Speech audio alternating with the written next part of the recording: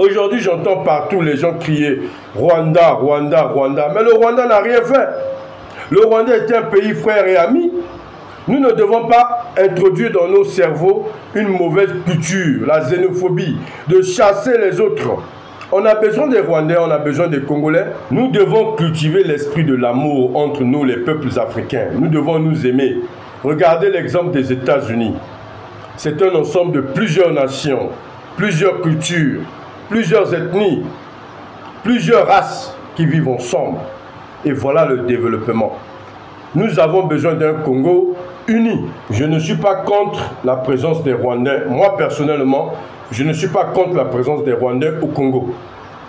Nous avons besoin des Rwandais. Les Rwandais ont besoin de nous. C'est un peuple africain. Je suis panafricain. Aujourd'hui, nous prenons tous le panafricanisme. Nous avons besoin que l'Afrique devienne un continent uni. Et c'est à travers ça, d'abord. Nous avons besoin de l'union.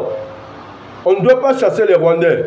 Les terres aux Rwandais, voilà. Ça, ce sont des faux débats. C'est pour distraire les Congolais.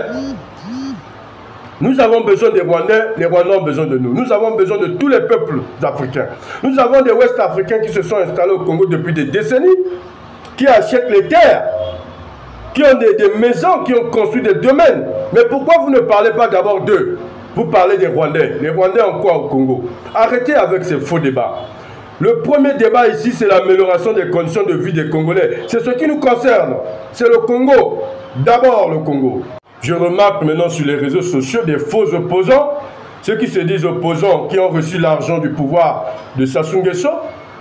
Ces jeunes qui se disent opposants, ils ne sont pas des opposants. Ce sont des gens qui ont reçu l'argent du pouvoir pour divertir les Congolais avec des faux débats.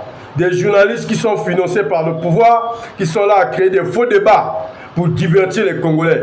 Les Congolais ont besoin de l'amélioration de leurs conditions de vie. C'est ce qui nous concerne. Le reste ne nous concerne pas.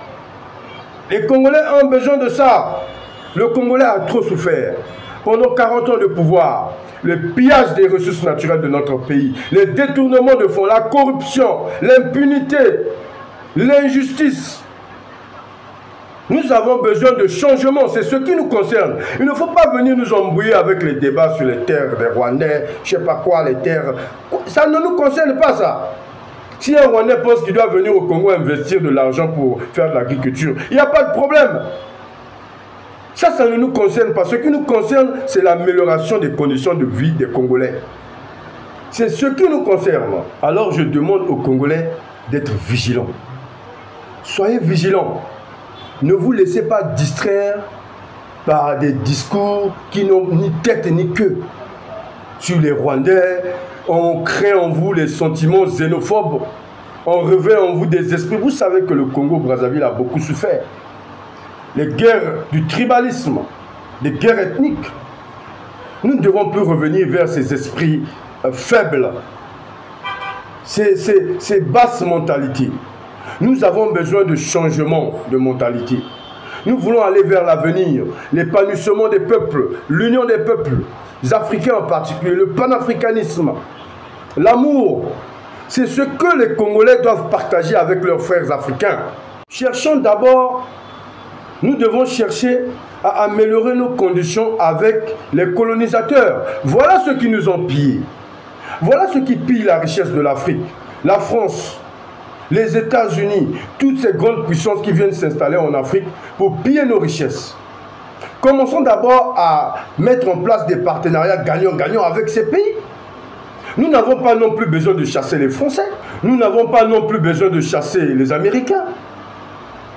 Nous avons besoin des partenaires pour développer notre pays, le Congo.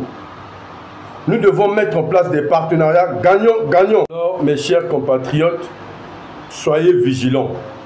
Ne nous laissons pas distraire par ces faux discours, par ces faux opposants.